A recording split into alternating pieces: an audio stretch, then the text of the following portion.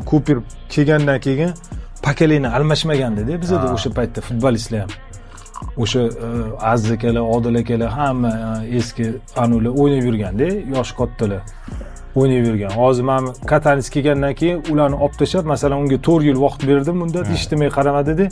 4 yil ichida mana shu jahon chempionatiga olib boradigan yosh возрастda oldi, polniy. Yoshlarni oldida, masalan, men bilan Farada eng kattasini olib qarasangiz, 91-yil. U shu narsani olib 4 yil vaqt berib, hech nima qaramasdan bu polni ishladi Katanis. Kuperga unaqa vaqt berilmadi. Kuper kelgandan keyin, hamma kelgandan keyin uyga ham sirasi tomidan yopmaysiz-ku, keyin fundamentdan boshlaysiz, u oboronadan boshlatdi.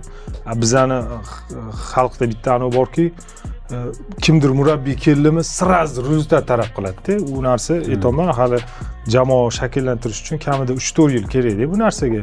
Talab katta qo'yilgani hisobiga ko'pchilik uni anusini falsafasini to'g'ri qabul qila olmadi-da.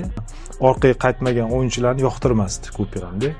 Ko'pchilikning o'shaning uchun, masalan, Sardor Rashidovlarni ham o'shanda olmaganda, o'sha bo'lmasa qanaqa forma deydi Sardorlar. Orqaga qaytmaganni hisobiga olmagan. Unga jamoaviy pressing kerak. Jamoaviy pressing kerak.